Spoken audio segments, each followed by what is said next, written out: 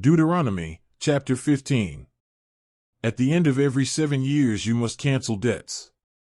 This is how it is to be done. Every creditor shall cancel any loan they have made to a fellow Israelite.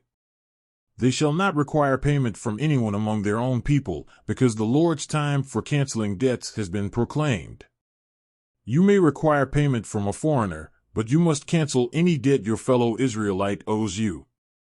However, there need be no poor people among you, for in the land the Lord your God is giving you to possess as your inheritance, he will richly bless you, if only you fully obey the Lord your God and are careful to follow all these commands I am giving you today.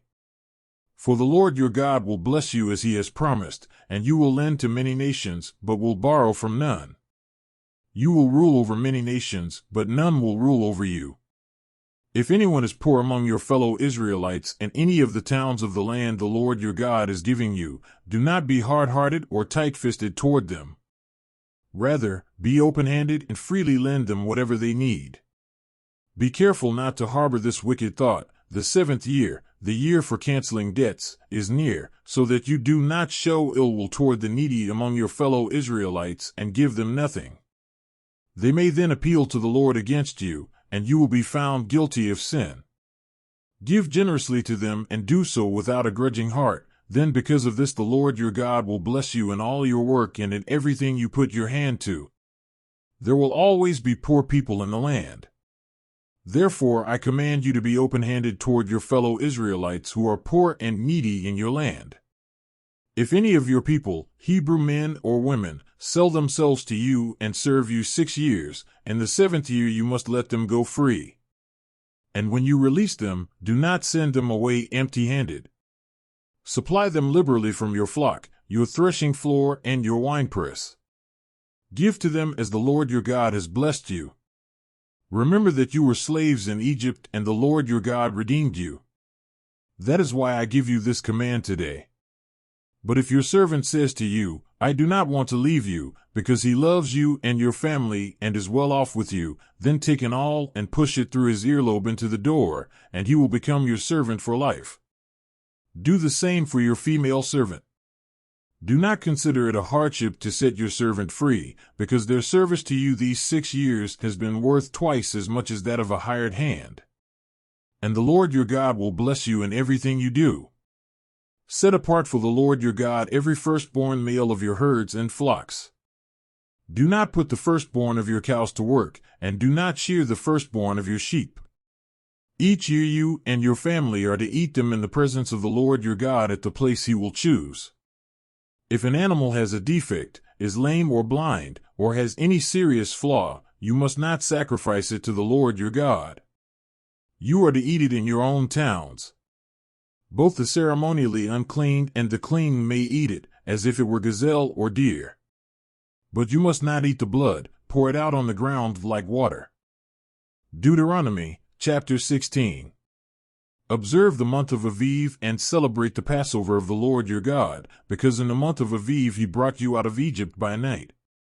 Sacrifice as the Passover to the Lord your God an animal from your flock or herd at the place the Lord will choose as a dwelling for his name.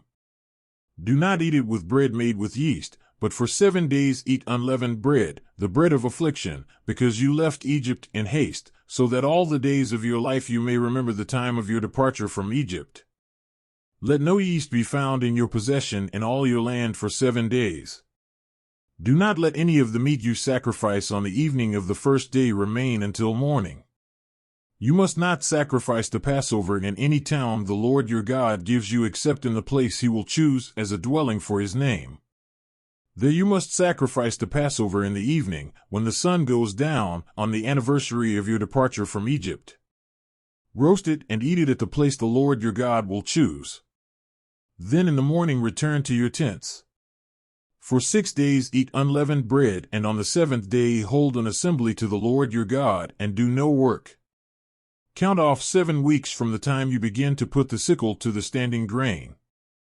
Then celebrate the festival of weeks to the Lord your God by giving a freewill offering in proportion to the blessings the Lord your God has given you.